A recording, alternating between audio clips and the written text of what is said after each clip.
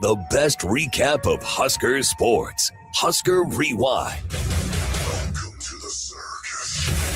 Here's one out, deep right sideline. 50-50 ball. It's picked off. The black shirts with the dagger. Malcolm Hartzog with a giant pick sails the night for the Big Red. We're done. Huskers win. Golly, grandkids. They are storming the floor. Love it. Say your name, Fred Hoiberg. There's your signature win. The Nebraska Cornhuskers have run the table and run it back. Back-to-back Big Ten tournament champions. Here's Tom Stevens and Mike Melby on Lincoln's Husker Radio, 1499.3 KLIN.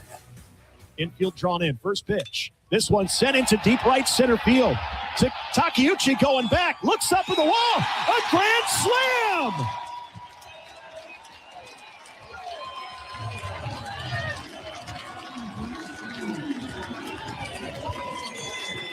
Are you kidding me? Oh, he ain't a freshman. Drew Grigo, having himself a weekend, punctuates it with a full bag blast out to deep right center field, and Nebraska has opened it up 13-6, Big Red, and listen to the crowd. Wow, Nick Hanley. How about a 9 RBI weekend for the kid? And this team is just relentless right now.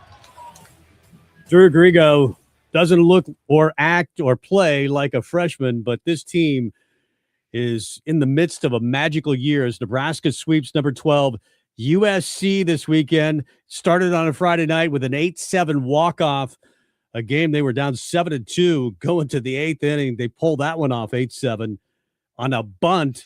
And then yesterday, a 12-2 victory on a walk-off. Today, no different. They fall behind early, 5-2.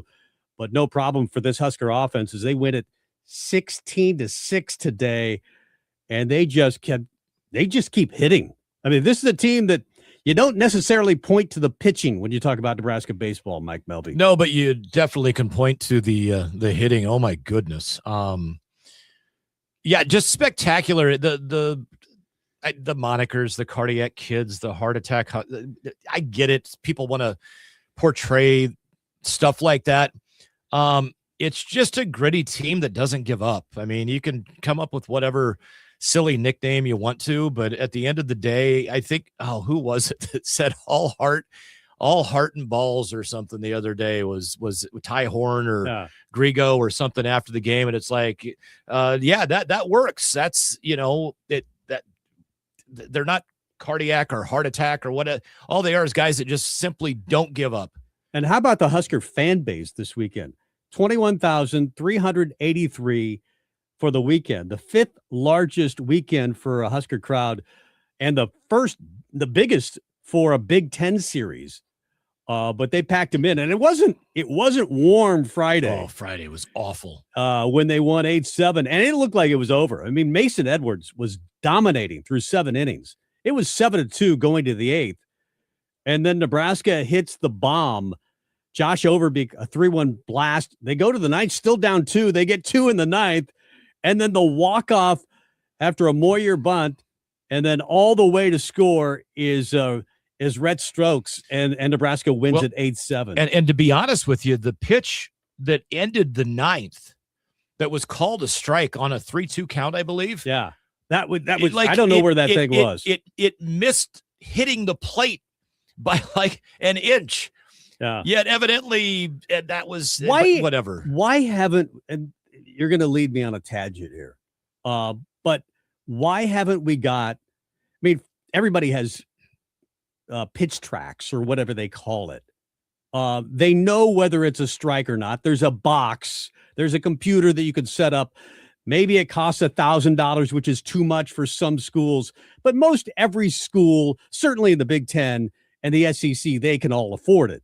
I don't know what it costs, but it drives me crazy that we cannot figure out balls and strikes in this day and age of computers. And it reminds me, and I've always said this to Heidi, my wife, we don't debate whether somebody made a field goal. Either it goes through the uprights or it doesn't. It's not like the referee suddenly decides, you know what? I don't feel like that's a field goal tonight. No, it went through the uprights. It's a field goal. Well, and it's the same thing for balls and strikes for me. Well, the Vanderbilt kid that missed the shot at the end, I mean, it was more than half the ball was below the rim, but the officials judged that even though that's the rule, that technically then counts as a field goal. They didn't rule it a field goal. You know what? Yeah, it's kind of a weird analogy, but the other thing is when you sit there and you watch with the little rectangle on the TV and you see a pitch called a ball, that you've got the outside part of the box splits half the ball, which technically is a strike. And you see that's a ball, and then you see that's a ball again, and then you see the other team come up, and the entire ball is inside the box, or outside the box, and then that's called a strike. And it's that way, Yeah. but then It it's doesn't so make any inconsistent and back and forth. Exactly. It makes absolutely zero sense. I will say this about USC. They do not look like, and maybe it's just a bad weekend, but a lot of errors. Certainly on Friday night, today, more of them, yesterday, the same. They do not have a quad one win. Well, all season long. With USC, the young man, Watson, I can't remember what his name is. Anyway, he's the one that threw the ball away to end Friday night's game. Well, then he comes in and it's 7-6 in the 5th or 6th today, and he throws a wild pitch that scores 2. I haven't seen that in a while. Yeah. And of course the throwaway that led to the score with Red Stokes scoring on a perfect bunt, by the way, from Moyer. Yeah. Who But is it's the leading hitter in the Big Ten. I mean, Moyer's an incredible player. Obviously, Dylan Carey, one of the top offensive players in this league, but Case Sanderson, it's just a lineup that keeps coming at you. And then you thought, well, what more can they get? And then Drew Grigo out of nowhere, hadn't played for the first 15 to 20 games of the season, has just caught fire and hits a grand slam today. Well, and the way he plays, weird analogy or comparison, but like he reminds me a little bit of Braden Frager. Not that he doesn't know how good he is, the old Isaiah Roby stuff that we used to talk about, but like he doesn't have a whole lot of fear. He just goes out and does what he does because that's what he's always done. And yeah, the level of competition has stepped up, but you know what? Maybe I'm just that good. And he is, and he's shown it game in and game out since he's gotten into the lineup. Think about this. Nebraska has now 15 conference wins. They had 15 all of last year. Hey, congrats to them, man. They matched the Nebraska basketball team. Right. There you go. And we'll talk a lot about Husker basketball today. Big show for you. John Baylor, within the next 20 minutes, he didn't call the game. He called the game in Sioux Falls, South Dakota. Did not call the game, the Creighton game on Friday night, I believe it was, the 4-set exhibition, which Nebraska took the first 3, then played all their subs, and Creighton wins the 4th. But Matt Coatney called that game. But John Baylor, good enough, even on vacation, he wanted to join us. So that's pretty cool. That the voice of Nebraska volleyball will be joining us a little bit later. Lance Harvell to talk about the sweep. Nebraska, I was looking at the schedule. They've got Kansas State, Illinois on the series, Ohio State, Iowa. Not a lot of opportunities like USC for big RPI series wins. They're going to have to continue to win. Yeah, it's going to have to be. Don't lose the series, and you got to sweep 1 or 2 of them. I mean, if they want to host a regional, which today, this weekend, let's face it, from about 9 o'clock on Friday night until now, they literally grabbed the NCAA by the throat and shook them and said, "We want to host a regional." Right. They went from, I think, ranked 19th. Going to Oregon last weekend, and they lose 2 out of 3. 2 of those losses were 1-run games, and Oregon's really, really good. I think a better team, really, than USC. So they fall out of the rankings. I would think they'll be back in this weekend, but they got to keep winning. They consider this: Nebraska hasn't hosted a regional since 2005. Mike Anderson, the Alex Gordon era. And those teams were so good. Well, and that was the one and only team that won a College World Series game, too. Right. I think they beat Arizona State and then lost the first game, then beat Arizona State, and then bowed out of the College World Series. But this reminds me right now of the Dave Van Horn era, where Nebraska gets the big crowds. Of course, then they were playing a Buck Belcher field. I remember a home run flying out of Buck Belcher and hitting a car. Do you remember that? I believe it was the windshield shattered. I believe it was actually the game that I always remember. It was one of the few that I ever went to, and Nebraska beat Chicago State 50-3 before the 10-run rule. Before the 10-run rule, and it was one of those where, and it was Dave Van Horn's first year. But I was at the game that it hit a car, and you're just like, this is a different team. Oh my goodness. They are intimidating, I think, at Haymarket Park. Nebraska fans, we discovered that in the NCAA tournament where they show up at Oklahoma City. It doesn't matter if Nebraska's got a good team to be track and field, they're going to show up and support that team. And Nebraska's good this year. Are they good enough to host a regional? I think they are. The problem is, again, that you can't fall flat in any one series if you're going to do that. Yeah, like I said, they've got to sweep one or two of these series, and win every series going out. Picking up these midweek games, if they can get the W, they have got to. They're only one of a handful of teams that has 30 wins in college baseball this year. There's like 5 others, maybe. But at the same time, you're playing in a conference that is kind of laughed at. They do have the number 1 team in the country in UCLA. Yeah, USC is a top 20 team. Oregon is certainly that. Nebraska's in that neighborhood. But after that, that's what I mean. It's slim pickings. Real quick, I want to throw this in. It's not breaking news. It happened about 30 minutes ago. But the final in the Portsmouth Invitational Tournament up in Portsmouth, I think it's up in Maine. Rink Mass team wins the Pitt Championship. He had 14-5. So congratulations to Rink. Nice. Setting himself up to try to get a look at the NBA draft. Maybe he can sign a free agent contract. I don't think he gets drafted. I think he plays overseas and has a very long and lucrative career. But I still think he's going to be the toughest guy to replace. Of course, Nebraska did pick up a commit from their big man over the weekend, and we'll talk. Well, if you want to do the next segment, we can devote it all to Husker basketball. Well, we got JB coming up next segment, don't we? JB is coming up at 5:45. 45. Okay. I thought we'd move volleyball to the third segment. But JB is going to be. We could move JB back. I mean, he's very adjustable. JB gets to go wherever JB wants to go. I also want to talk about the stadium renovation today, because it looks like the Regents are going to vote on it, I think, next week.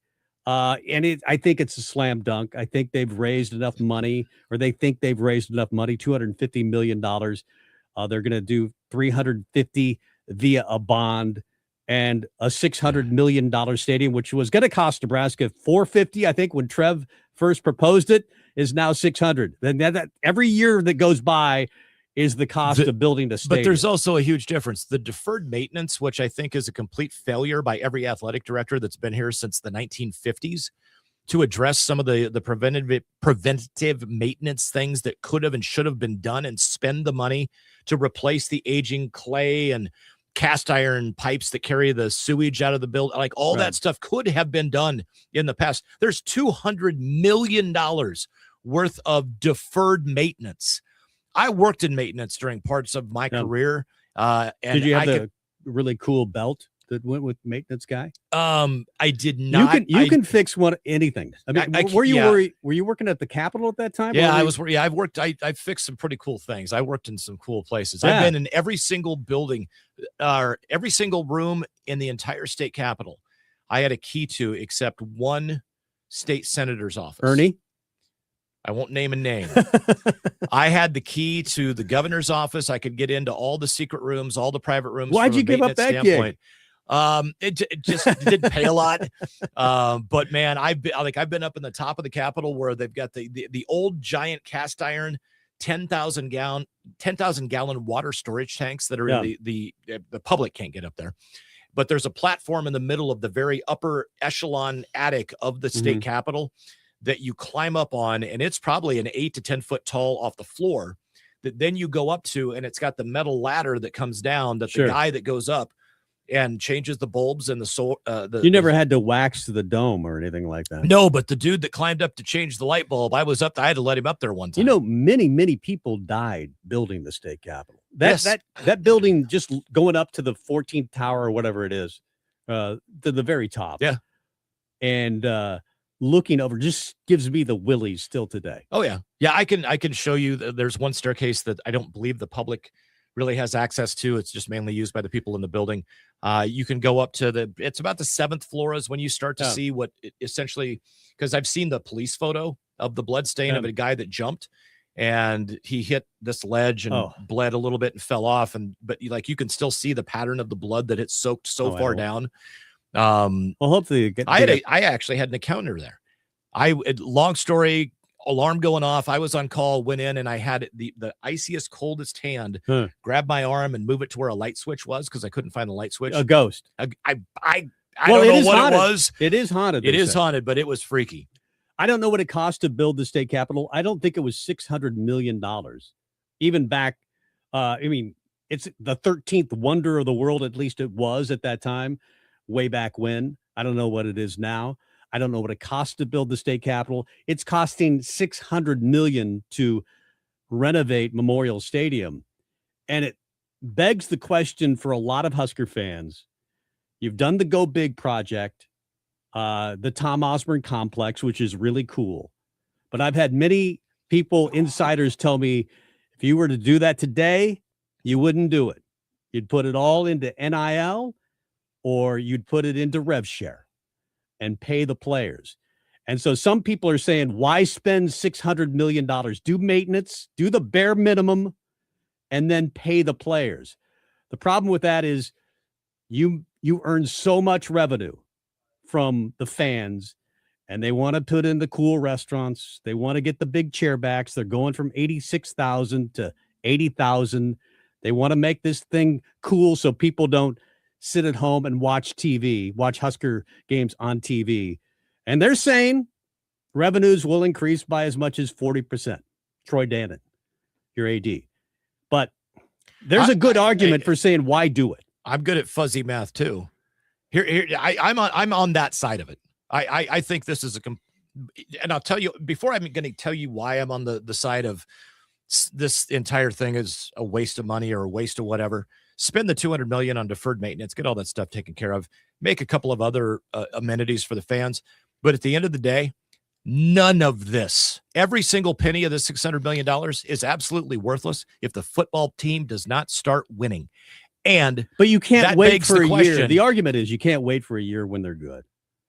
But my point is, why not take care of all the stuff that you have to take care of versus all the stuff that all the wants until you start figuring out how to win? Do you have their coach that can win to the point where you're going to spend $600 million?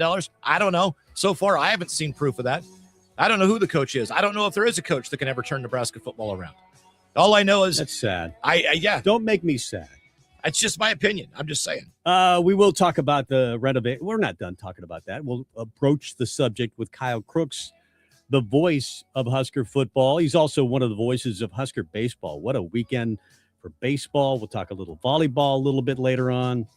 Lot to talk about. It's Husker Rewind, one of our final two shows before we go on hiatus for the summer. Mike Melby, Tom Stevens, more to come. Husker Rewind next. The playoff push is heating up, and Prize Picks is simple to play.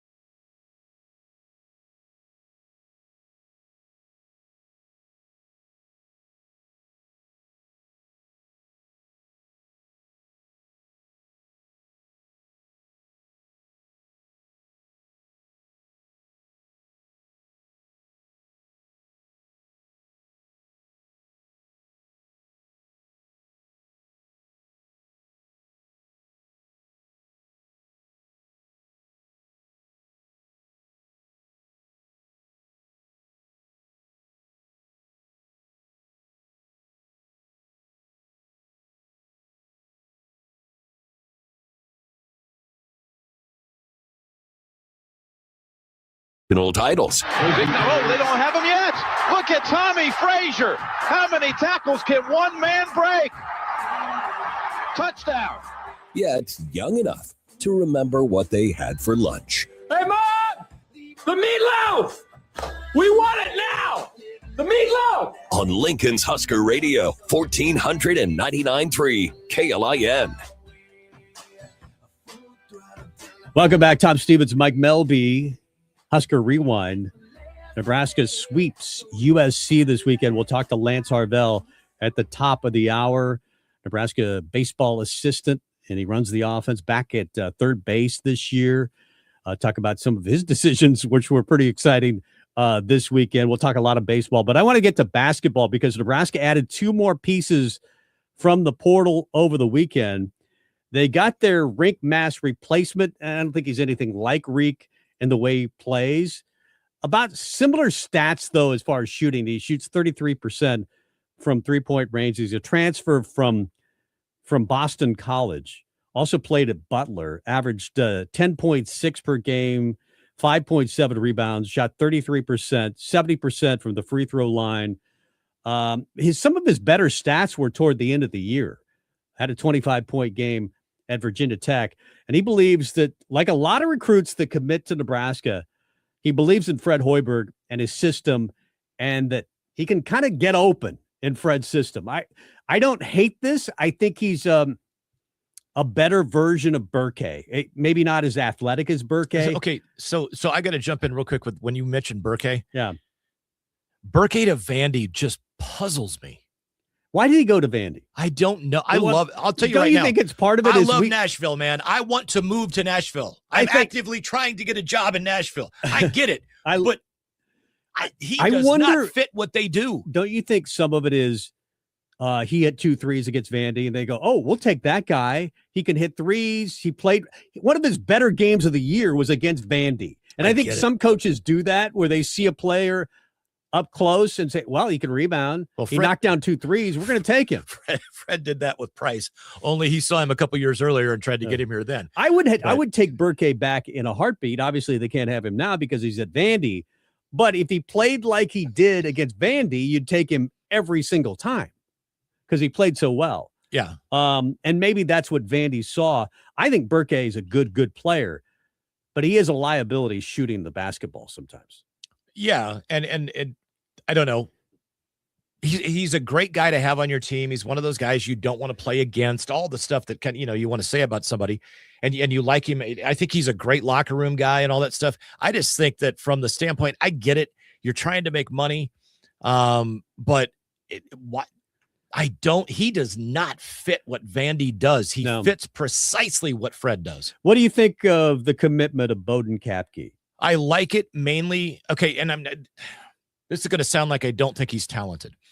I like it from the standpoint of culture because him and Price Sanford were on the same AAU team together. They've known each other. Price was his player escort to go around and see the campus and told him what the place is all about. And you just get the feeling I watched a little bit of film on all the guys that we've been after. I think he is one of those guys that for the limited knowledge that you and I have of the game, you see a player and you go, in Fred's system, he could be really good. Right.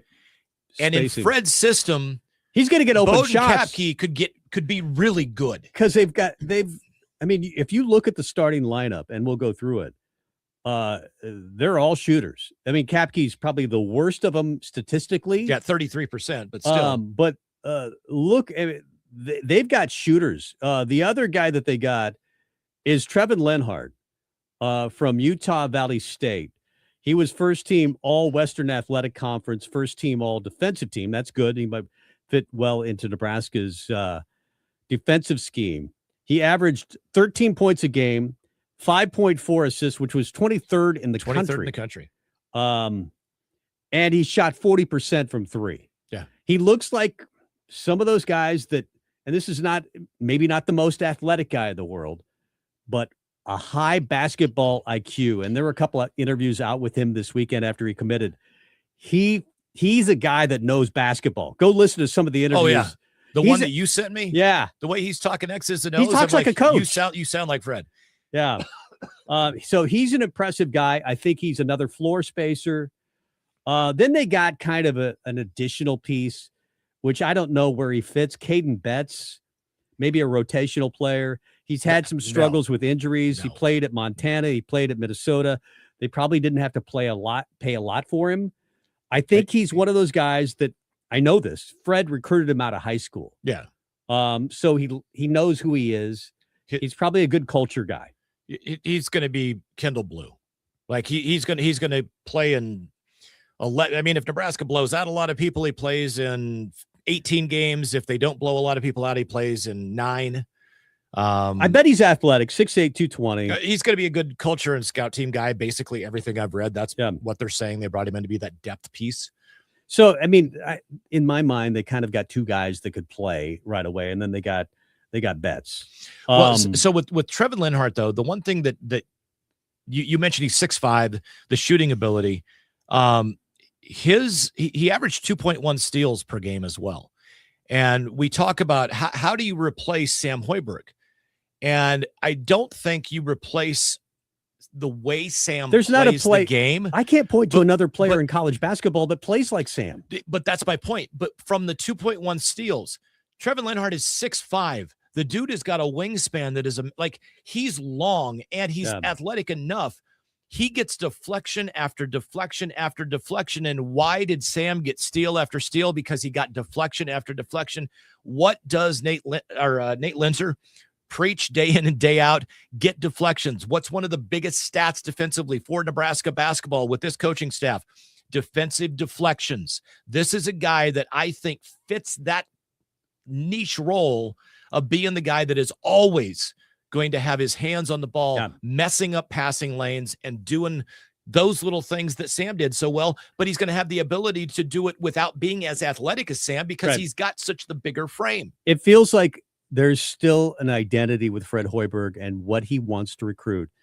The whole is bigger than the sum of its parts. Yeah. And he wants shooters, and he's gotten that. And so if you project out the starting lineup, it looks like Linhart is your point guard, right? Yep. You can't deny that. You've got your 2 wings. You got Sanford and Frager. They're without a doubt your 2 best players. So there's your 3. Then Sam Orm, probably your power forward at 6'9", and Bowden Kapke. Yep. There's your starting lineup. And that leaves guys like Connor Esigian coming off the bench, Cale Jacobson. I wonder. Leo. I think Oogie, if he gets healthy, could be a starter. Yeah, I do too. I think you still got. I think Leo if Leo sticks around Lincoln, I think Leo's breakout is going to come in the Big Ten season, his junior year. I think he'll appear in a lot more games this next year. I think you'll see bigger and better things out of him. And if he sticks around, I think all of a sudden he's going to start making plays in conference of his junior year and his senior year. He could be really good. If you watch him shoot free throws, I bet he's going to be a 75, 77% free throw shooter. He's got a nice touch. I think eventually he'll become a very good 3-point shooter. We've seen him be pretty good around the rim. The problem is he needs to get in the weight room and get bigger and stronger. He's going to get pushed around until he does. Joseph has proven that he knows how to make sure that guys get in the shape they need to get in. Yep. Tyreek somebody. I can't remember what his name is. Yeah, Illinois State guard. I wonder if they continue to recruit him now with the commitment of Linhart. It is between him and or between Nebraska and Iowa at this point. Yes, I saw that. And I never had a good feeling about him coming here. And at the same time, I wondered how he would fit the system because with Linhart, you get that defensive presence, you get the great shooting, the absolutely phenomenal assists. He seems to understand the game super well. And I think you get a scrappy player. I can't. Can you remember his last name? Anyways, first name's Tyreek. Yeah, I'll go to it. And at any rate, I educated guess he does not wind up at Nebraska. I know Nebraska still has a couple of other guys that they went after that were high on their board, kind of on the hook. One of them is a 6'11" guy. We'll have to see how it all plays out. But I think this is another masterful job from the coaching staff in identifying their needs. Now, do the guys come in and not live up to the potential? I mean, I think you and I, Tyreek Coleman, yes. I think you and I both last year when we saw this time last year, you and I both went, man, this Kendall Blue can shoot the rock. I mean, oh my goodness, can he shoot? And Jared Garcia is a guy that's going to be physical. He's going to get you like, man, I can see both those guys may start. And they didn't. But at the same time, they accepted their role, fit in chemistry wise. And we're sitting there saying 3 of these transfers are going to be starters. I think maybe they're not. The culture's in place. And hopefully they bring in more culture guys. But would you take Tyreek Coleman or Jamarcus Lawrence? Because I think because if the 5-for-5 passes, and it looks like it may. Yep. Remember, we talked to Andy Markowski. He thought it was going to pass last year. And there was, and if it did, you would have had Alexis Markowski on the Nebraska women's basketball team. And who knows how far they could have gone in the NCAA tournament or the Big Ten in general. But if it passes, Jamarcus Lawrence may be coming back to Nebraska. He would have the ability to, yeah. And then I think you're done. Or you can be extremely picky in the portal. Well, he still has, I think Fred still has 3 openings. But you've got to fill them. You've got to have a full team, because as we saw this year, all of a sudden, there's 3 guys that we knew would be important scout team role players, like a Henry Burt, and guys that you knew would be coming off the bench in an 8 or 9 man rotation with both Oogie and Connor, that all of a sudden Nebraska's stuck with a 7-man rotation because those guys are hurt. But listen to this. I mean, we talked about our starting lineup. We agree Lenhart is probably your starter point guard. Sanford, Frager, that's 3. You got Orm, 4. Bodie Kapke, 5. Then you've got Connor Esigian coming off the bench, 6. Cale Jacobson, 7. Oogie, if he's healthy, 8. Will Cooper, who I really like, transfer from Air Force, I believe, set out this last year. They like him as a shooter. That's 9. And Leo Curtis, 10. Yeah. You can be really picky in the portal, is what I'm saying. No, I get it. I mean, if you have the opportunity, but don't just take somebody to take somebody. And I don't, and like, that's the whole thing, is I don't think they did, because you and I both thought Kendall Blue and Jared Garcia would be more involved in the rotational game day part of the season. And they took guys that they knew from a personality standpoint and a culture standpoint, even if they didn't work out to make the rotation, that they wouldn't be a cancer, Deverell Biggs. And so, next thing you know, they accept their role of, hey, I'm not going to play a lot. I get it. I came here to play my senior year, but man, this is a magical ride. I'm thrilled to be a part of it. However they need me to be. Don't tell me you can't go find a couple more of those guys. And you make a good point with Deverell Biggs, who was ultra talented. I mean, that guy was a scoring machine and left Nebraska and still scored. Was it New Mexico or wherever he played after Nebraska? He played another year after Nebraska, and he had a couple of games where high 30s, early 40 type games. I think of guys like Cam Mack, super talented. You love the talent, but you don't like the stuff that happens off the court. I remember there was one time that Fred talked about Cam, and he said he couldn't show up for practice on time sometimes. Yeah. And then he would get there finally on time, but he didn't have his shoes on, ready to go. Those things drive coaches crazy when you can count on players doing the little things all the time correctly.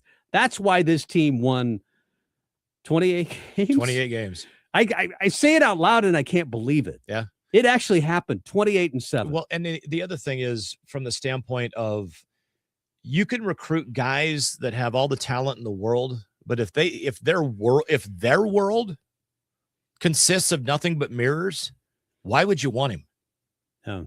I mean, if you're that desperate because your team sucks and you need a guy that's just going to go out and take games over, and you hope the rest of your team contributes, but you just need a guy that's that good when it's going to be all about him and not about the team, go for it. But if you're trying to build a team that's going to win championships, that's the last person you want on your team. And I think we sometimes think that the culture just happened this year. It's been building for a while. I go back to that 2022 team with CJ Wilcher, and then Sam was on that team. And you had Jawan Gary, and Jamarcus Lawrence was still early in his career. You had Derek Walker. You had Bandamel. You had Tamanaga. You had Cale Jacobson just joining.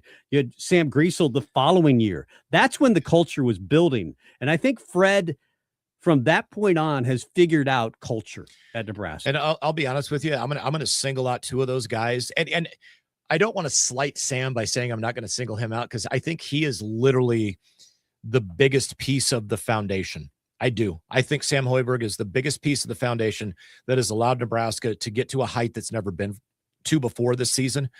But I think that Sam Greasel and Derek Walker are the two that are the two supporting sides. And even though Bandamel got hurt, Fred will talk about him all the time as one of those big pieces that, yeah, he got injured. And when he and Jawan went down, that kind of ruined our season, but Sam got to play more and those types of things. Those guys, even though they got injured, were really, really important to the culture. Yeah, and you may say, let's make it a 5-point star. And you just sit there and say each one of these 5 corners, and you go Bandamel, Gary, Derek Walker, Sam Greasel, and most importantly, Sam Hoiberg. Yeah. That is the foundation. That is the bottom of the basement level that eventually became a team that went 28-7, even though they were picked to finish 14th in the Big Ten. Yeah. And now the guys that we picked up this year, you and I, we're seeing all these names of the potential and the possibilities and all that. And we're like, we're not overwhelmed. I'm not impressed yet. And the ones that we've signed, we sit there and we look at them and it's like, wow, you know what? I watched a little tape and he might be really good in Fred's system. Oh, wow. He brings a lot. I didn't realize he was 23rd in the country in assists. Oh, I get it. Well, and then somebody made the comment, well, Sam doesn't run, or Fred doesn't run a system where you have a true point guard. And Trevin Lenhart, when he was kind of asked that, he goes, well, at the end of the day, I'm a basketball player. I mean, I can do the other stuff. Yeah. I mean, just the answer was kind of like, it's not because I didn't shoot 40% from three last year. He's just a basketball player. It reminds me, I mean, you look at some guys and you think, well, what does he do well? Well, Sam Hoiberg's just a basketball player. When he's on, sometimes the plus minus doesn't make any sense because you watch Sam and you go, well, he only had 6 points. Why did Nebraska win by 20? Well, because he was plus 27. Yeah. It doesn't make any sense sometimes, but some guys are just winners. And I think Fred has figured out that part of it. Are they a national championship team next year? Probably not. But could they be in the Sweet 16 again? Probably could. I mean, we don't know anything about what this team's going to look like with all the new pieces. I get it. And to say, hey, they could be a Sweet 16 team next year, there's nothing to argue against it. Just based on the track record in the last 3 years. But at the same time, how do you not think they're probably going to be? Well, Bryce Sanford and Brendan Freger are a really good start. And if you bring back Jamarcus, that's your best portal guy. That's the best guy you got out of the portal. And he wasn't in the portal. It's just that he came back because the NCAA said, yeah, come on back for a 5th year.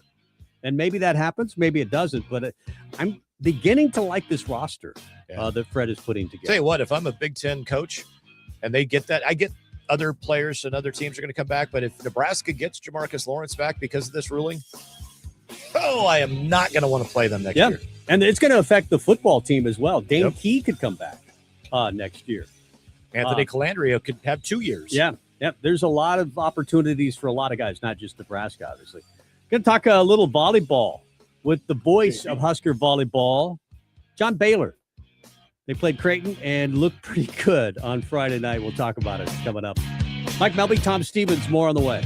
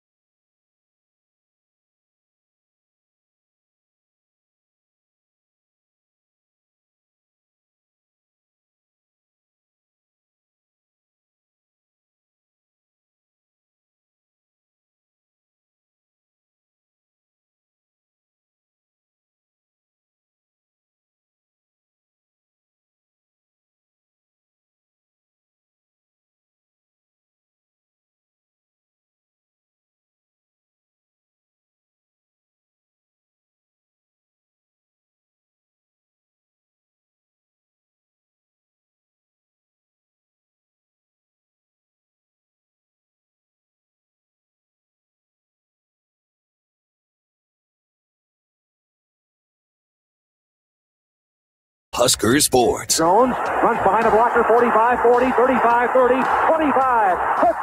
He's gone. Touchdown. Touchdown. Touchdown. Husker Rewind with Mike Melby and Tom Stevens on Lincoln's Husker Radio, 1499.3 KLIN.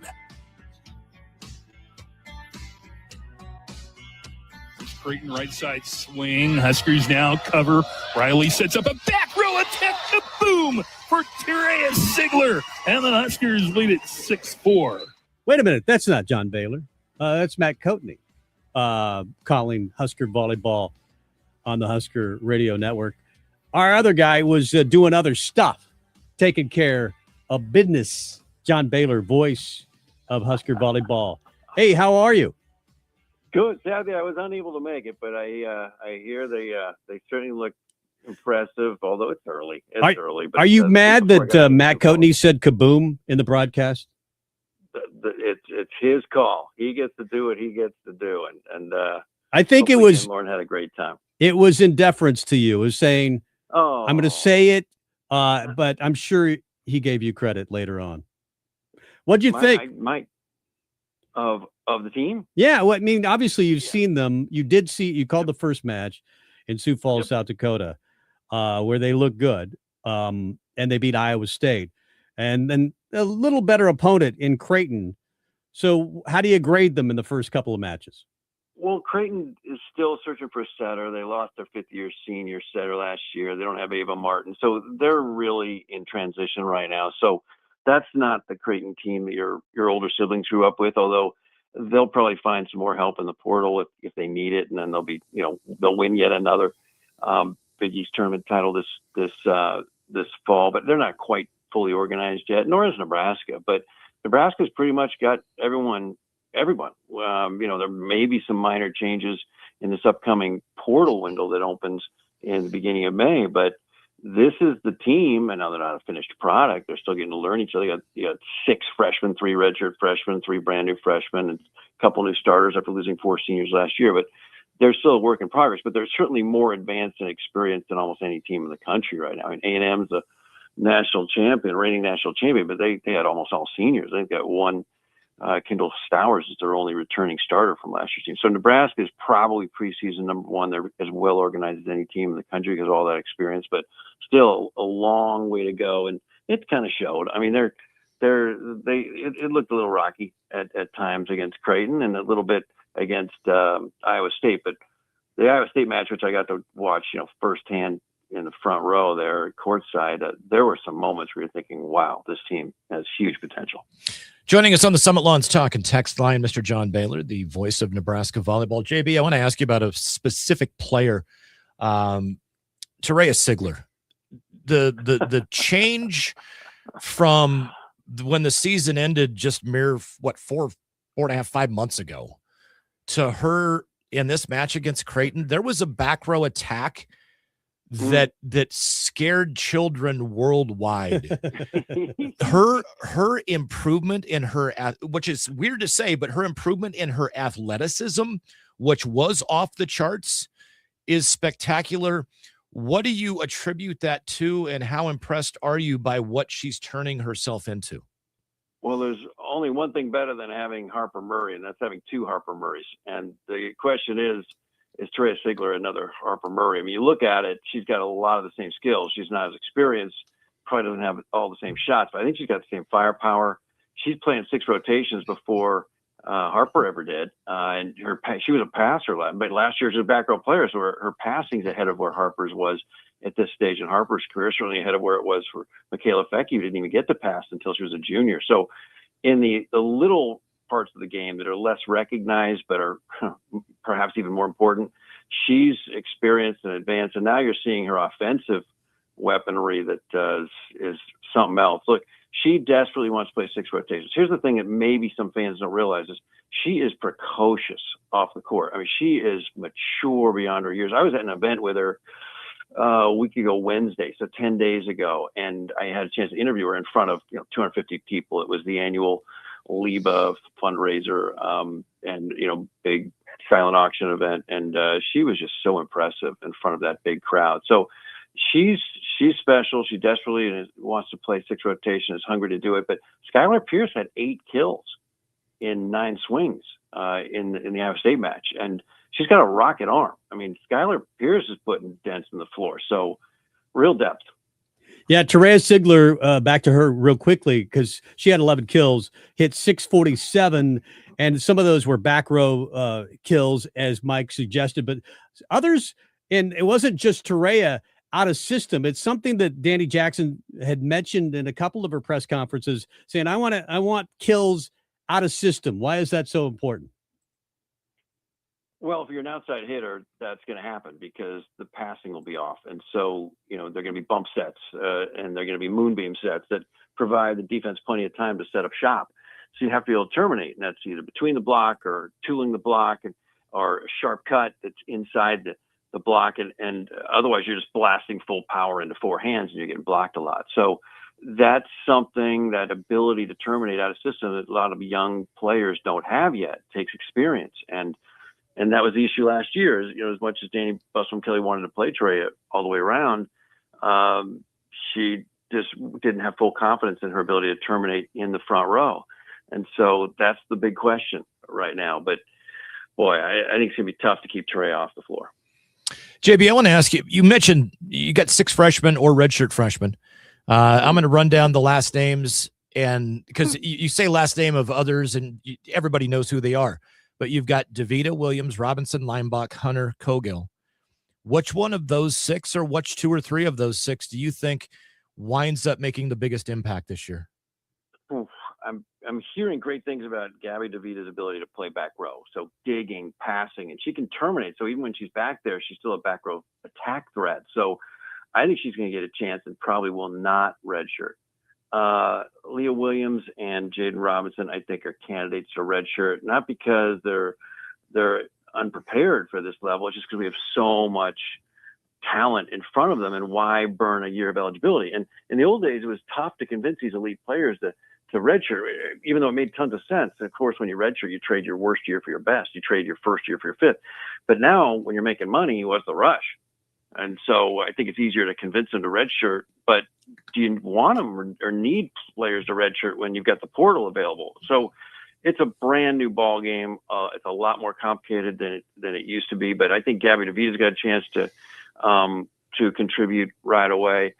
I think Carrie Lineback is looking mature beyond her years, and she's a real team favorite. I mean, they love playing with her. She's got a big smile on her face. She's the shortest Husker of all time. She's one of the few players ever that's shorter than the broadcaster on the road trip. So, there's a lot of happy choices there. But, I got to throw out Kenna Cogill, who apparently is, statistically is right there with the others. And look, people don't want to admit this, but, Andy Jackson, as wonderful a Husker as she's been on and off the court, she really struggled in that regional final.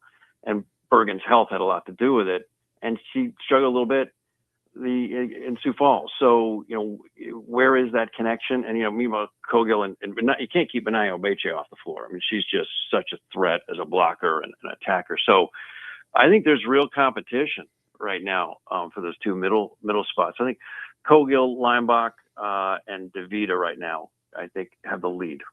John Baylor, voice of Nebraska volleyball, our guest. Well, you mentioned redshirting, and we talk a lot about it. The 5-for-5 could be coming.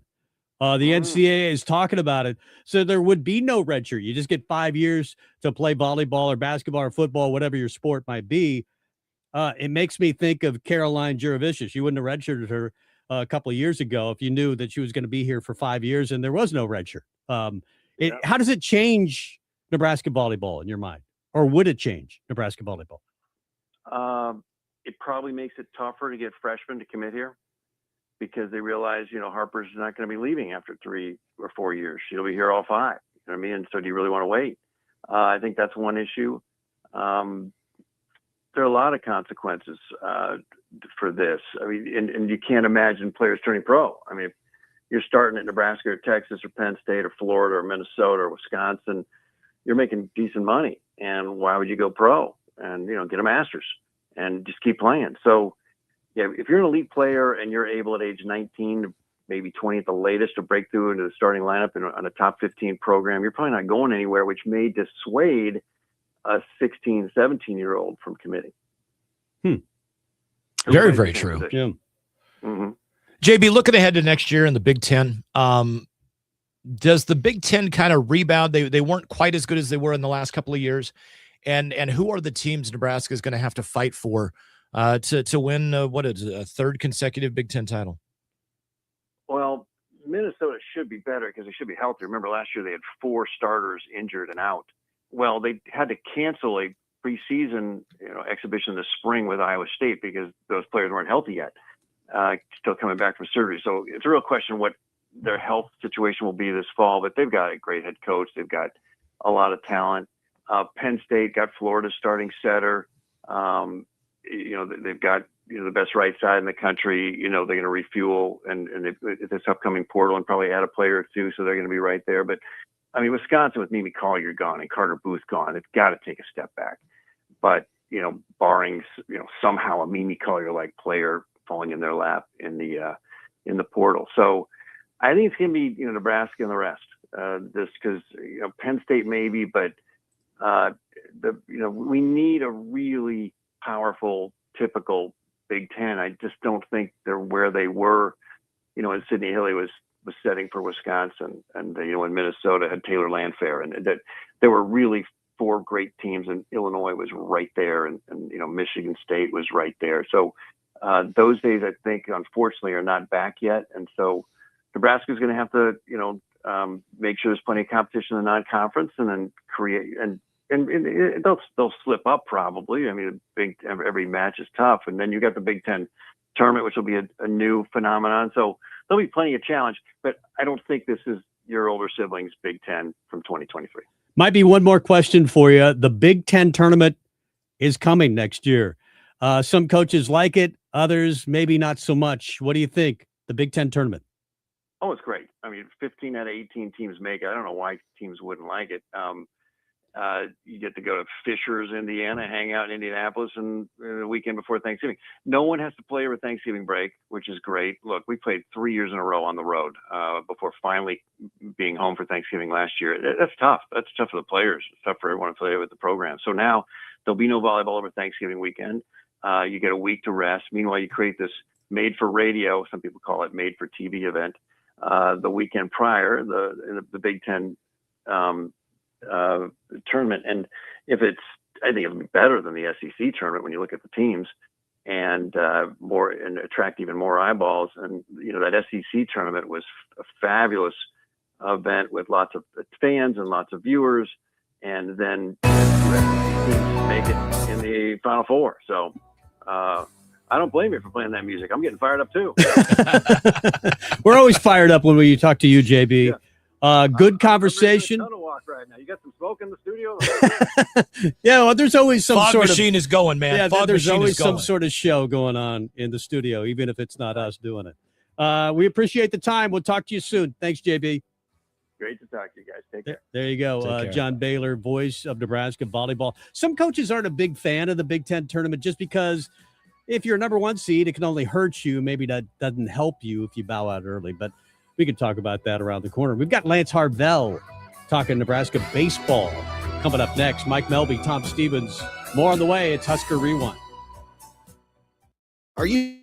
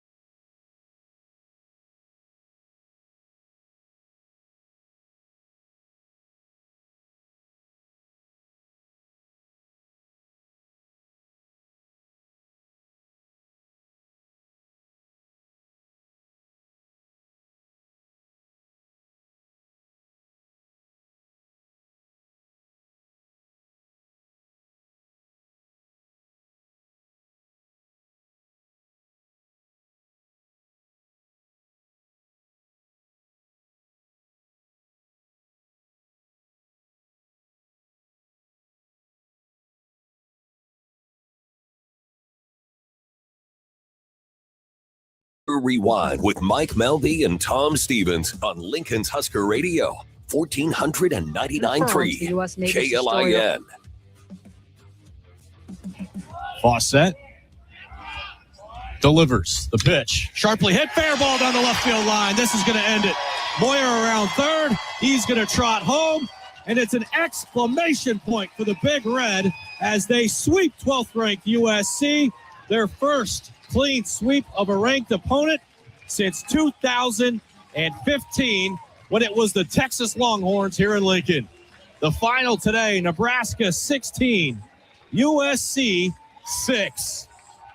Massive weekend for Nebraska baseball. Way to bounce back after a week where things didn't go exactly the way they wanted them to. 2015, back in 2015, I did not have gray hair. That's how long it's been since Nebraska swept a ranked opponent at home. We want to bring somebody that knows all about it in to talk with us. It is Nebraska hitting coach Lance Harvell joining us on the Summit Lawns Talk and Text line. Coach, congratulations on the big weekend. First thing I want to ask you is, have you ever seen a game end the way the last 3 innings went on Friday night? I have been a part of 3 walk-off, went a sweep where every game was a walk-off, but I was on the wrong side of it. So I kind of know that feeling. But no, that was one for the record books for me. And I think we kind of joked about it on Friday. I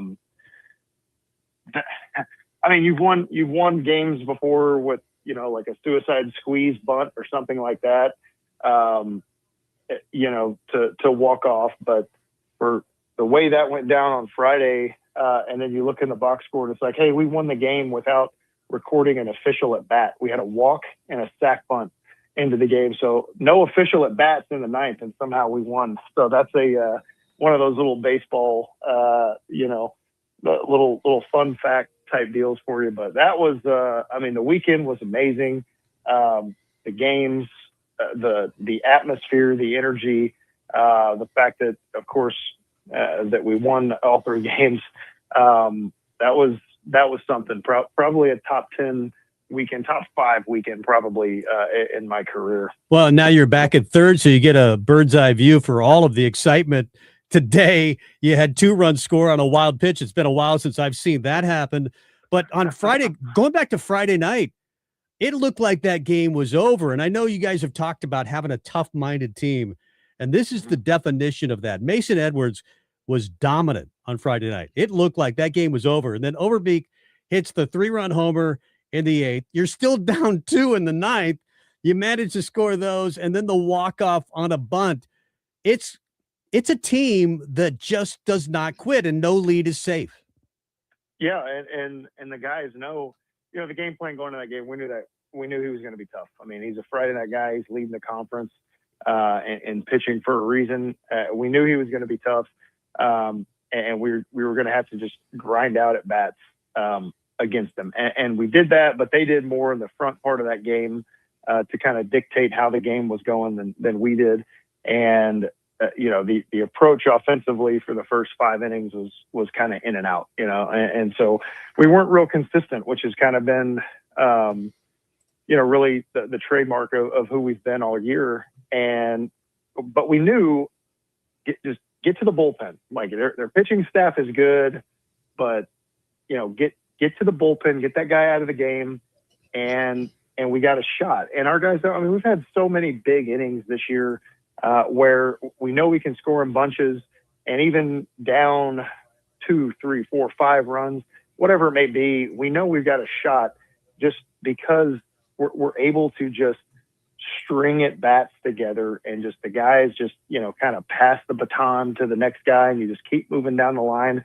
And it's just kind of a relentless, kind of attack offensively in a lot of different shapes and sizes. And you can just wear pitchers down, and you wear teams down with it. And we saw it unravel on Friday night, with not just the pitching, but the defense. And then you add in 7,000 people. Well, there weren't 7,000 people at the time. I think some people had seen enough and took it to the house. But the crowd Friday night, I mean, at the end of that game was awesome. And you could feel the energy and the buzz in that place, and it puts pressure on the other team. I mean, even our own players were saying, like, hey, I kind of felt it a little bit. They were on our side, and I kind of felt it, you know. But it affects the game, and that's what we've been able to do. And so our guys know, you know, we might be down to our last at bat. We might have 4 innings left or 2 innings, whatever it may be. We know we can score in bunches, and we know we're just never out of the fight. And they just continue to play team baseball. And for 9 full innings, they know that they've got to get, and the other team has got to earn 27 outs against us. And it's, you know, we're never down and out, you know, until that final out is made. We always got a fighting chance. Nebraska baseball assistant coach Lance Harvell joining us on the Summit Lawns Talk and Text line. Coach, I'm going to throw out a couple of stats that I'm pretty sure you are already aware of, and then I've got a question. Coming into the series, actually, I'm not a huge stats guy. Okay, well, I'm going to share a couple with you. Just One share of them them's then. pretty simple. The Southern California Trojans baseball team coming into the weekend had the 5th best team ERA in Division I college baseball, 3.39 ERA. In the final 18 innings that you played against them, obviously 2-run rule with 8 and 7 innings, and then the last 3 on Friday night, you guys scored 34 runs in 18 innings against a pitching staff with a 3.39 ERA. I can do the math.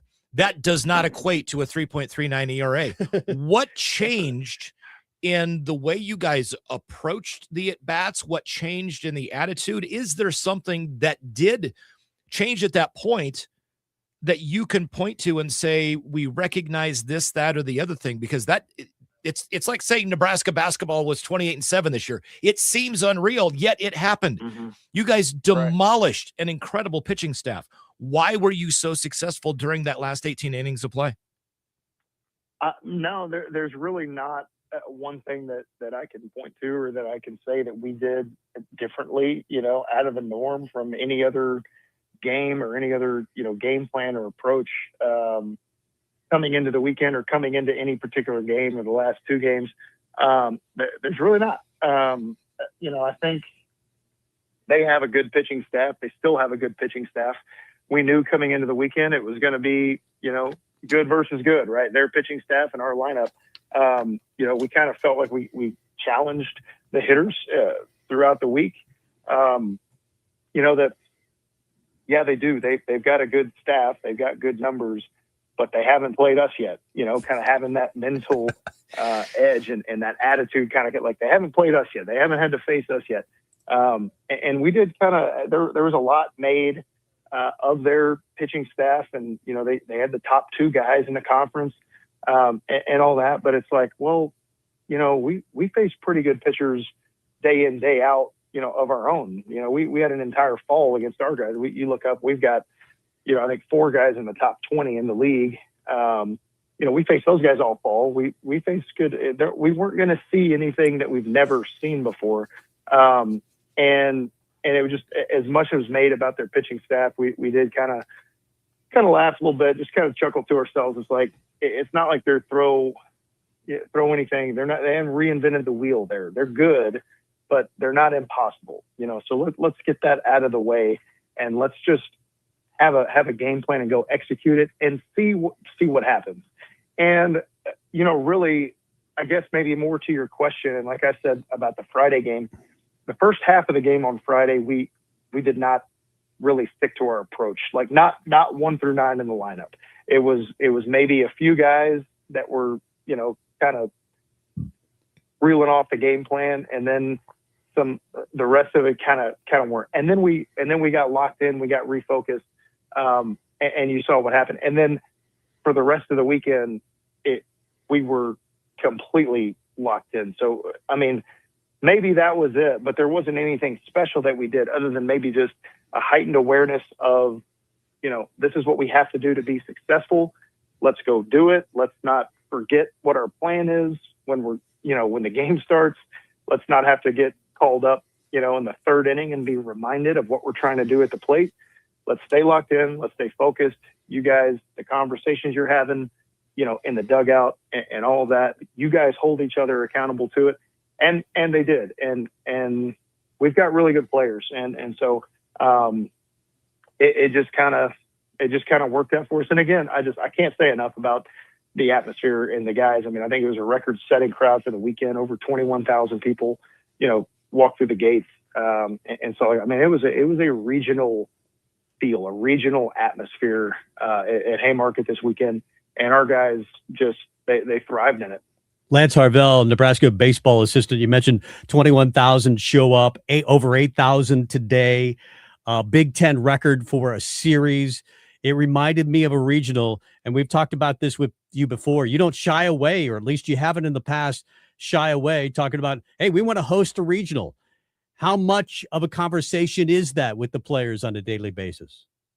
Yeah, it is. I mean, that's one of the goals. We talk about it. I can't even say day one. It's kind of before day one, because our actual team meeting, the first team meeting that we ever have is usually a day or two before school starts.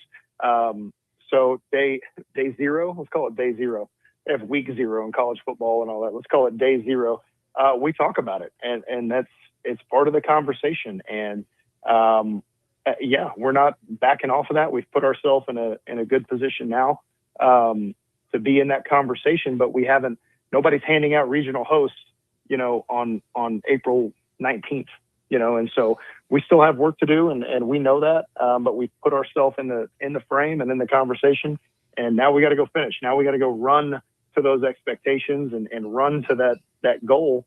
And that's what this team has done all year. They haven't shied away from expectations or anything like that. They've sprinted towards them, and every time, we've kind of got knocked down, they've responded immediately, and just they're fun to be around, and hopefully, the powers that be. I mean, those are all decisions that are over my pay grade and beyond me, but all we can do is put ourselves to be in that conversation, to host a regional. I think, we're deserving of it, at this point anyway. But we got to go finish. We've got work to do, but I know that is something our guys have on their minds, because we talk about it every day, and we don't hide from it. Nebraska hitting coach Lance Harvell joining us on the Summit Lawns Talk and text line here on Husker Rewind. I want to ask you about a couple of different guys, Cooper Katsky and Ty Horn. I was paying attention to the Creighton game via Twitter. I was busy on Wednesday night, Tuesday night, whatever night it was, and Tuesday night. And all of a sudden I see Ty Horn into the game. I'm like, wait a minute, he's the Friday night starter. So what is going? Okay. Then Cooper Katsky is now starting on Friday night against USC, and Ty Horn comes in throughout the weekend. Can you tell us or give us some insight on the change with the usage of Ty Horn and Cooper Katsky here in the last couple of weeks, and even since the beginning of the season with Cooper Katsky? Obviously, the injury had something to do with it to start the year, but blew me away. But man, did it seem to work out well. Yeah, and with Cooper, I think he's been pitching well, and he's kind of been in those. He's a veteran and knows how to kind of navigate a lineup. And so just moving him, we wanted to keep Yasa on Saturdays, and Blachowicz, he didn't have his best game today. He was off today, but he's been really, really good all year. And so the way we were able to make those changes or even have that conversation was because those guys, Katsky, Yasa, and Blachowicz, have been so good for us all year long. So first of all, that is kind of the, really the foundation of it all. And when we sat back and look at it, Ty, he hadn't been great. He had been good, but not great the last few weeks in that Friday night role. And when we sat back, we were like, well, he went 5 innings here, and he got us into the 6th here, and he went 4 innings here. And then we're like, if we're only getting a handful of innings from him, and he's only affecting one game a week on Friday nights, we have other guys that we can pitch that we feel comfortable with as a 3-man weekend rotation Ty bounces back really quick. He's competitive. Maybe his mentality might be more suited to kind of, sure up the bullpen a little bit. And so we just kind of got aggressive with it really. And we rolled the dice a little bit. I mean, it wasn't a complete, shot in the dark. But I know Coach Childress had a conversation with Ty and he said, I want to do whatever I can to help the team. If that means coming out of the bullpen, then great. I can affect more games, during the week than just one, then I'm great with it. And we saw that. I mean, the way it played out this week could not have been any better. And I think we're kind of witnessing kind of the reemergence of Ty Horn and maybe what his role on this team is, or just maybe the impact is a better way to put that. The impact he can have on our team. I mean, we've seen when he is on, he's as good, as anybody. We've seen that in the past. So it's not like he all of a sudden he doesn't have Friday night guy type stuff, because he does. But now it's coming out of the bullpen, and now we look up and we were able to. I mean, he basically a big reason we go 4-0 this week is because he pitched in 3 of the 4 games, and today he was huge for us. Gavin didn't have his best stuff. He was off a little bit. We can hand the ball off to Ty, and here we go. So that was huge for us. I mean, I think everybody kind of saw like that move that we made. I mean, instantly paid off and made an immediate impact on our team. And that was the reason we won on Tuesday against Creighton. And it was the reason we won today for sure as well. I know he pitched Friday too, but then you look at the combination of him and Jay Sean Unger coming out of the bullpen, that kind of that 1-2 combination.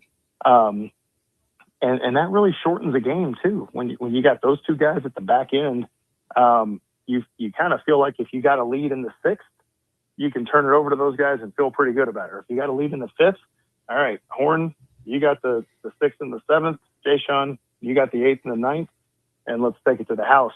So there's just a lot of. It almost kind of made us a little more versatile with the pitching staff.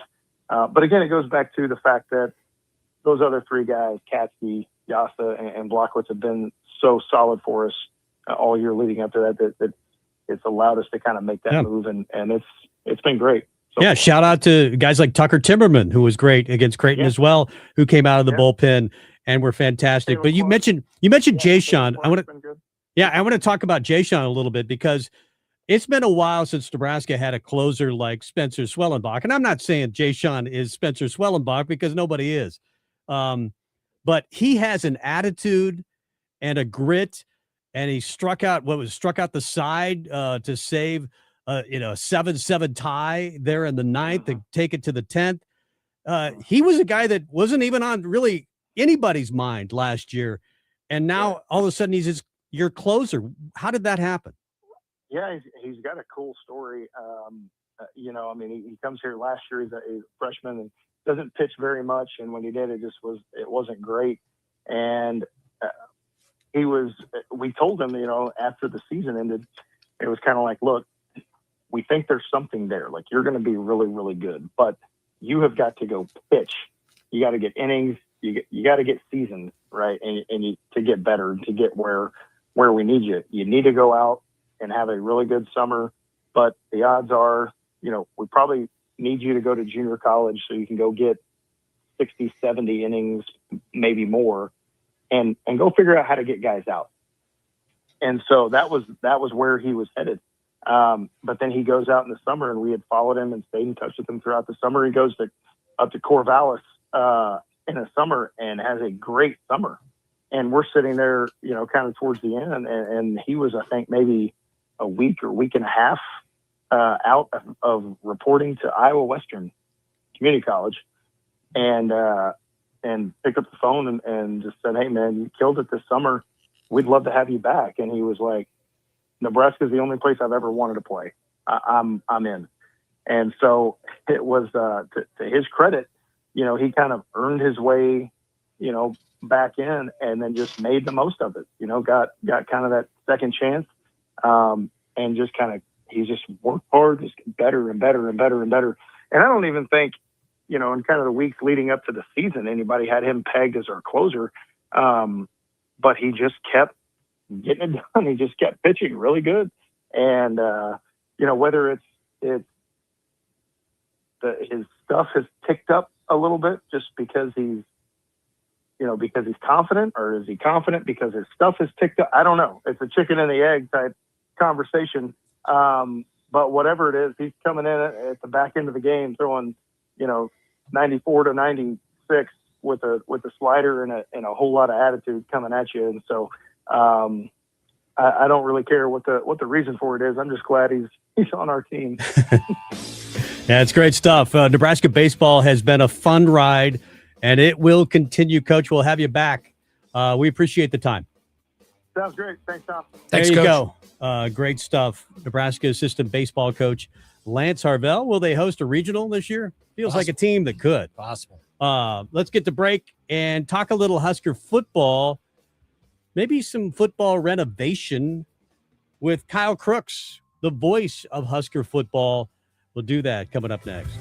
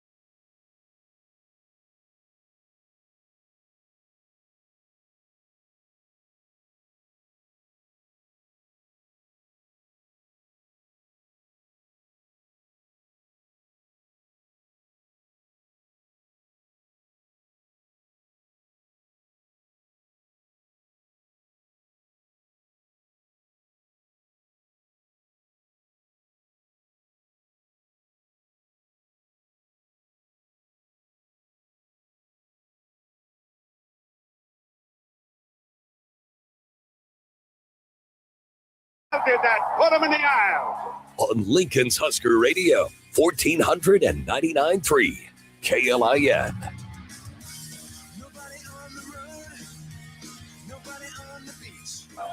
The pitch.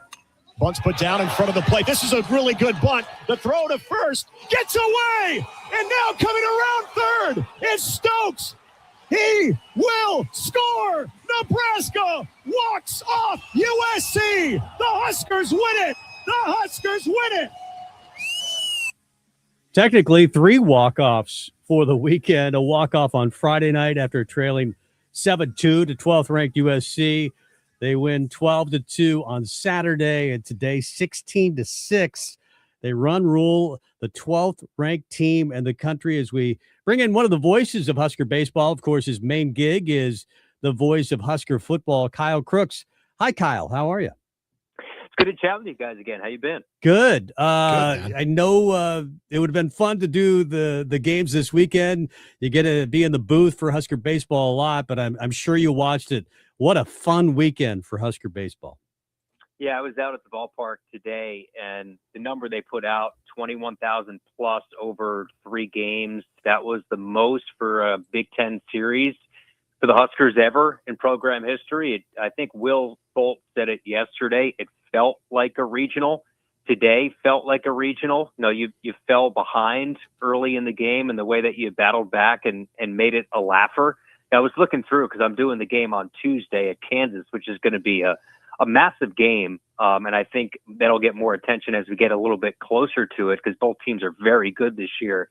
But when the Huskers went down 5-0 in game 1, they outscored them. I think it was 36-10 on my math ever since that point in time. Of course, you were down, 7-2 with 4 outs left on Friday night. And the entire series kind of flipped. It started with a Joshua Overbeek home run. And, credit the fans. I think they're really into this team, and I think it's going to hit another notch this week, heading into a big week for the team.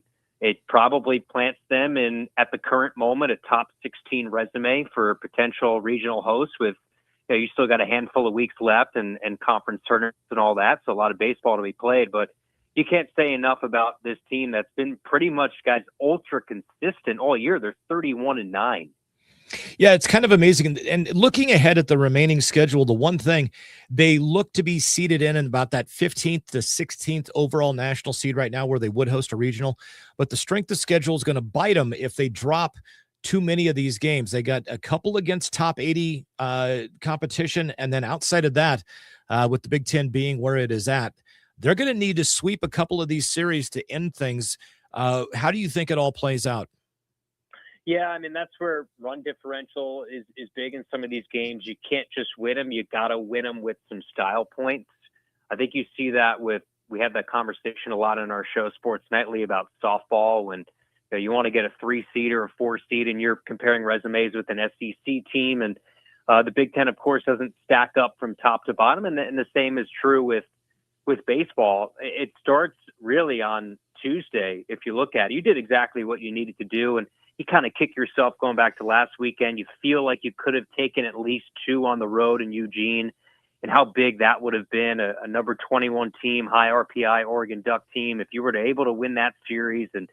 But this week you're able to turn the page. The thing is, you can't now. There's no room for error when it comes to these midweek games.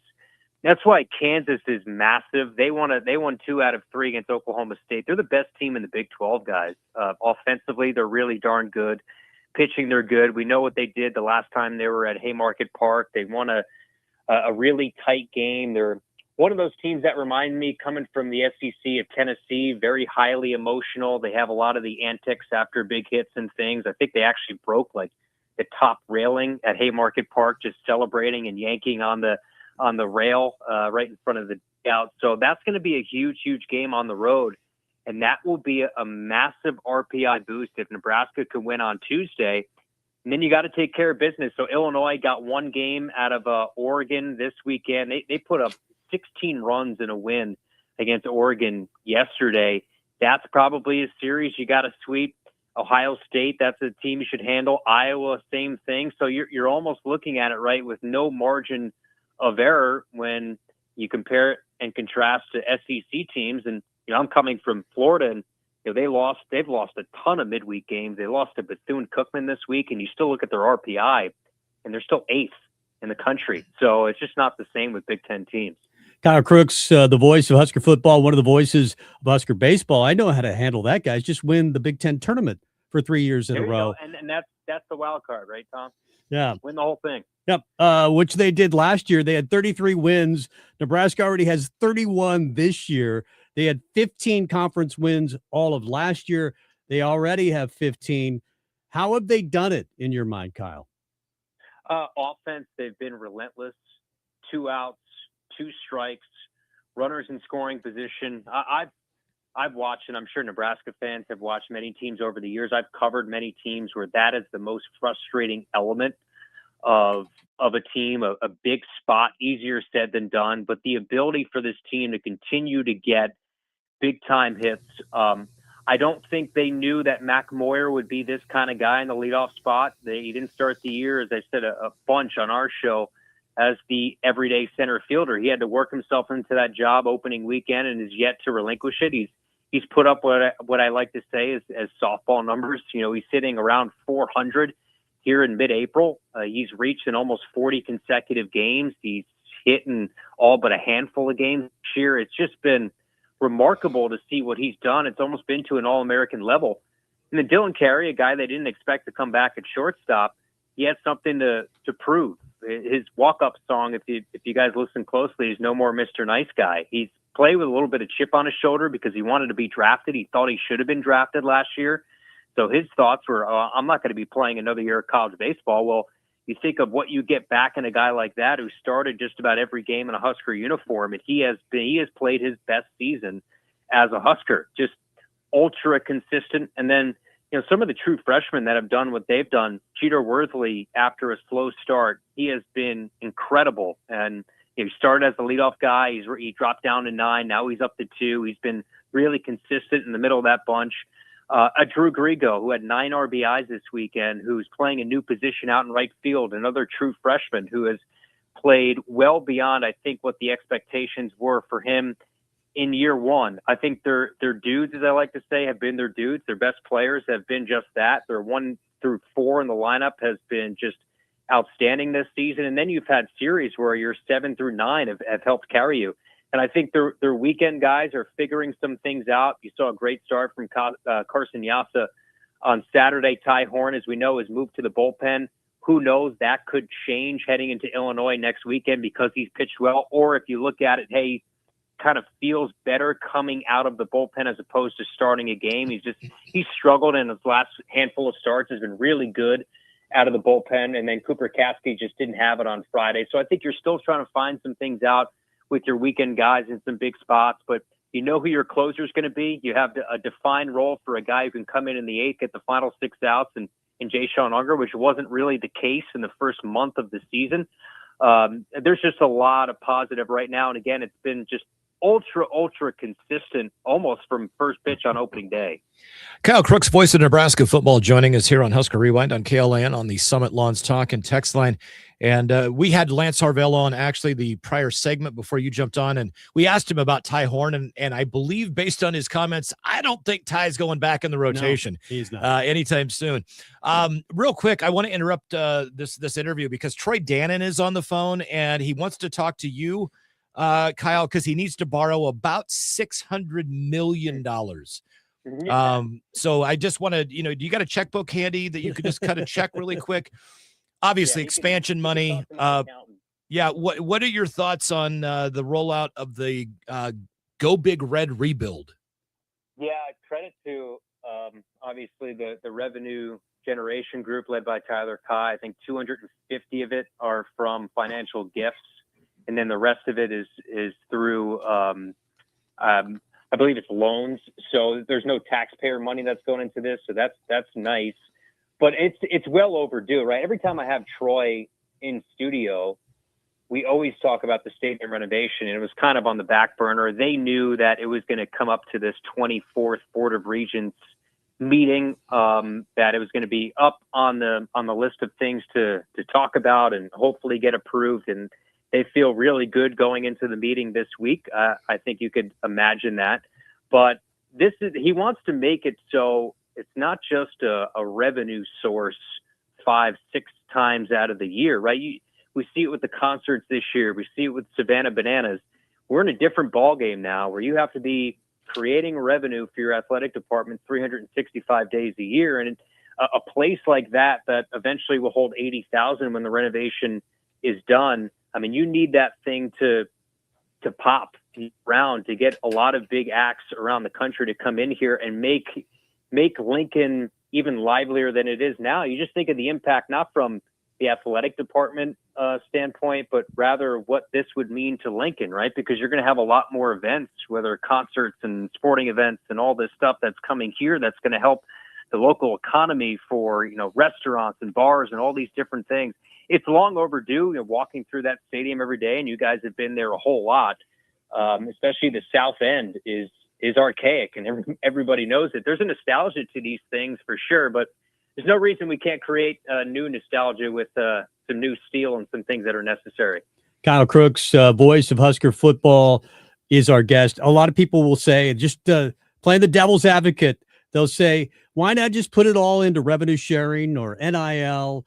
Because paying players is where it's at. Why do you need to spend $600 million? Maybe you just do $200 million, do some basic renovation, and give the rest back to the players so we can buy a championship. How do you answer that?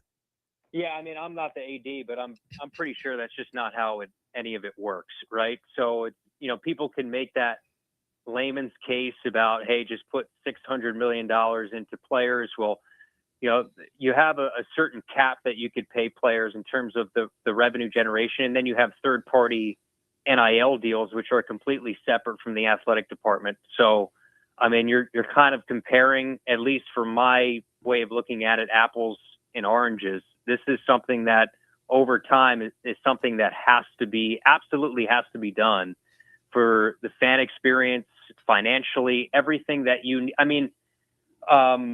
if teams could just spend $600 million on a roster, right? I think there's a lot more teams that'd be a lot more successful, because there's a lot of schools that have a lot of money. You just look at Auburn, I think they're putting $300 million into their stadium as well. So for fans that are out there that are kind of taking that tact, it's just not that simple and not that easy of a way of looking at it. It's just not all that fair to put that on the athletic department, because that's not how you pay players nowadays. Kyle Crooks joining us on the Summit Loans Talk and Text Line, voice of Nebraska football and occasionally Nebraska baseball. I'm going to ask you a question that is one of those questions that's a little bit harder. You may or may not know the answer. I'm not trying to put you on the spot, but I am kind of curious, and I think a lot of people in Husker Nation are curious. With the price tag, with everything, is Memorial Stadium going to at some point be branded? Is it going to be the Sandhills Global Memorial Stadium? Is it going to be the Runza Memorial Stadium, the Valentinos Memorial Stadium, the KLIN Memorial Stadium? I mean, I don't know. But do you see that happening in the future? If it does, it would take a very hefty paycheck for sure. I would say that nothing is out of the conversation. I'm watching the NBA playoffs now, and the thought of having logos on jerseys and things were crazy, and logos on courts were crazy not too long ago. I think you're seeing more and more of it now. I know for them, the thought is, hey, whatever you could possibly do within kind of saving the sanctity of what is Memorial Stadium, they're going to try to do, whether that's putting maybe a logo on the field for years to come, who knows, or on the stadium. I just don't think you can kind of take anything out of what the possibilities could be for Memorial Stadium. Do I foresee that happening, say, pre the renovations being done? Probably not. Could I see in 2030 a name on Memorial Stadium where everybody's accepting because 95% of college football is doing the same thing? Yes, I think we're probably trending that, not just Memorial Stadium, but you could see everywhere do a similar thing, whether it's all these schools in the SEC and the Big Ten do the exact same thing. Kyle Crooks, voice of Nebraska football. There's been a lot of speculation that the 5-for-5 ruling is coming. Guys like Ja'Cory Barney would be, a sophomore this year, or Carter Nelson wouldn't lose a year. It could happen for football. Jamarcus Lawrence could come back for a 5th year for Nebraska basketball. Do you see 5-for-5 happening anytime soon? To be honest with you, probably not. I think there's rumblings of it. I know I talked to Troy probably a couple months ago, because Matt Rule had brought it up in his press conference, and he said it wasn't necessarily close. Now, I know that we're trending in a different direction. I know the president has come out and done some things, but the way that things are moving, would it shock me? No, because we see changes all the time here in college athletics. But do I see it happening before the start of the next calendar year for athletics? So the start of the next football season? Probably not. Do I see us eventually getting to that point? Maybe in a year or so. I could definitely see that. All I know is there's got to be some sort of uniformity into how we do these things and the craziness. I mean, we see guys coming back for 6th or 7th year. So let's find a way to sort of make an understanding of this is how we're going to do it. It's uniform throughout, and let's get it going. But do I see it happening within the next few months? Probably not. Kyle, love your stuff for Husker football and love your show, Sports Nightly, every night, 6 to 8 o'clock. All right. Appreciate you guys. Thanks so much. Thanks, Kyle. Kyle Crooks, voice of Husker football. Good stuff there on Memorial Stadium. And he doesn't see 5 for 5 coming. If you're hoping for Jamarcus Lawrence this year, Husker basketball fans. And it's an interesting take because a lot of other people do see it happening. So yeah. We'll see what happens. Well, I think it means nobody really knows until you know. That's the truth. But we'll see. Let's get the break and come back with one final segment of Husker Rewind. Mike Melby, Tom Stevens. More after this.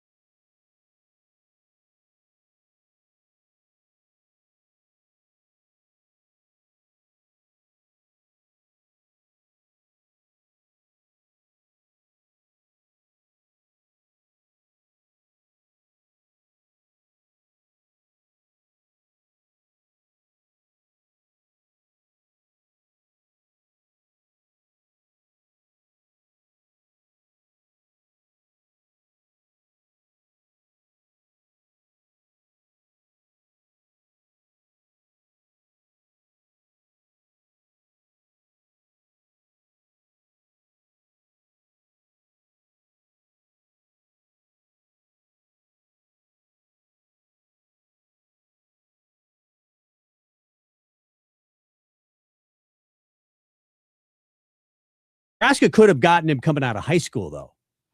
Yeah, but Tim Miles didn't offer him. But there was a concern. He's only 6'6". Where do you put him? Is he a point guard? He's kind of playing. He's one of those guys that was the biggest guy on his team, so you put him at center, and nobody realized that he could handle the ball that well. So they misevaluated him, basically. He would have gone to Nebraska, I'm pretty sure, had Nebraska offered him. Other NBA playoff scores, you have the Pistons and the Magic going at it. Magic 55-51, Thunder 119-84 over the Suns. Last night in the NBA playoffs, you had the Cavaliers beating the Raptors, Nuggets beat the Timberwolves, Knicks over the Hawks, and the Lakers. That's your team, isn't it? No, my team's actually the Pistons. Oh, you are a Pistons guy. I forgot about that. I was an old Bad Boys fan and loved it when 107-98. They beat the Rockets. Yeah, I think the Pistons are down 55-51 right now to the Magic. So, yep. Anything you'd like to broach in this final segment? I'm a racing guy. We were kind of talking about some things we may want to talk about this last segment.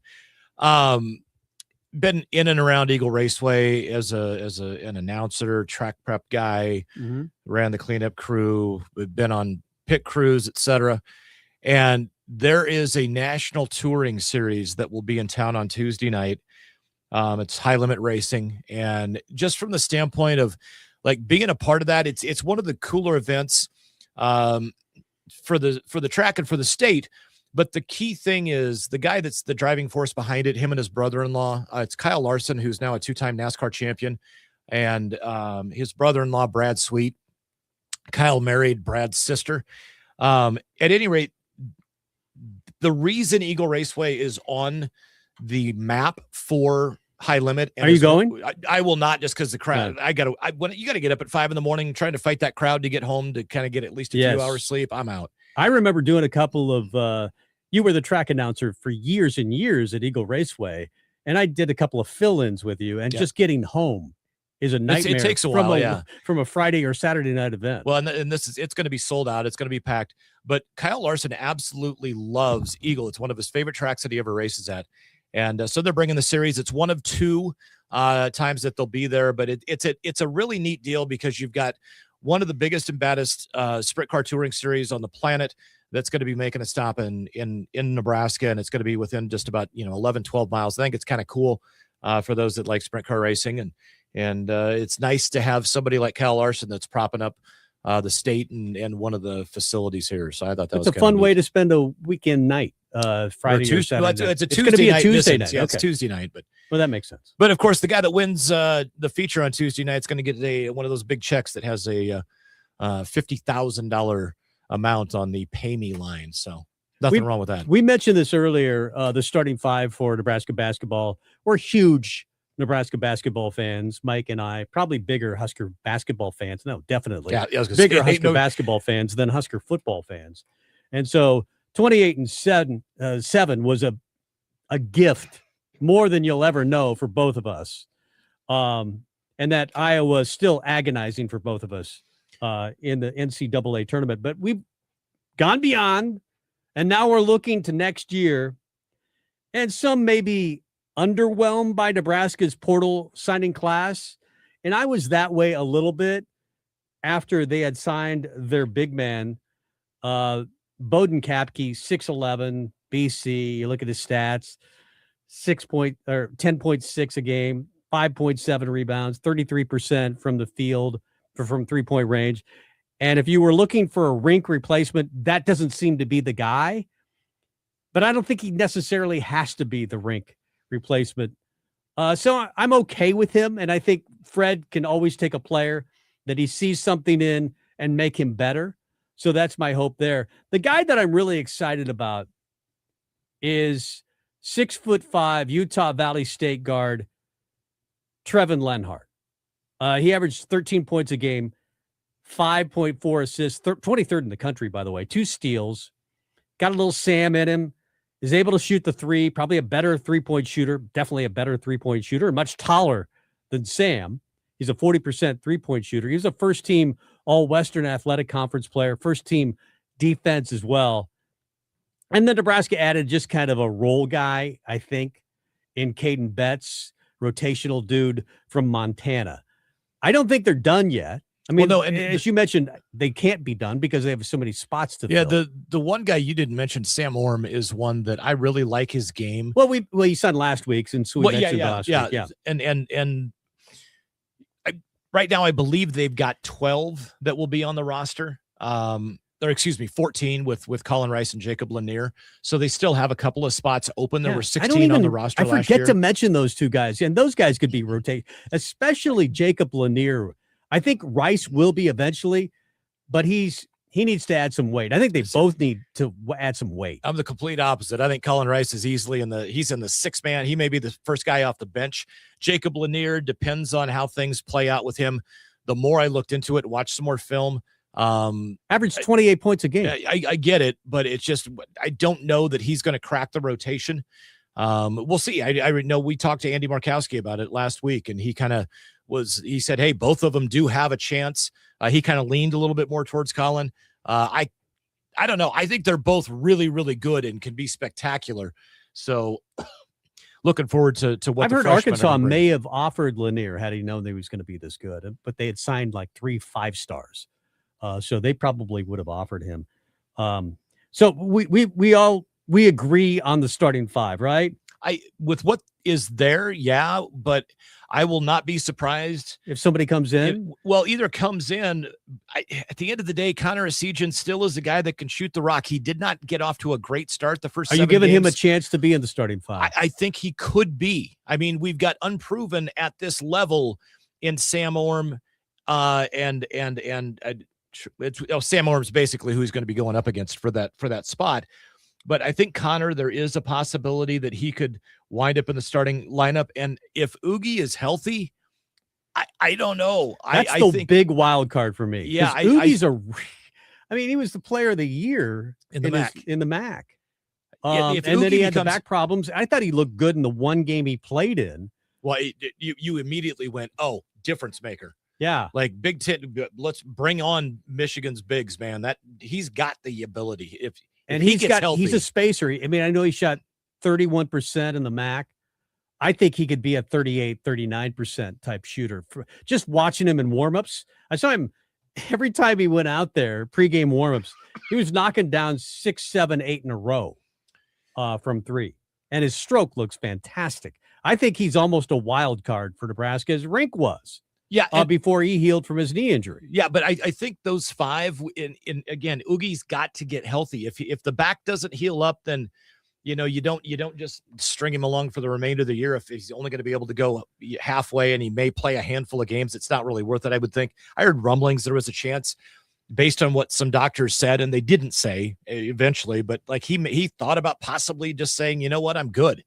I'm going to retire from basketball, but hopefully he gets healthy. I think he could crack the starting lineup over Bowden Kapke.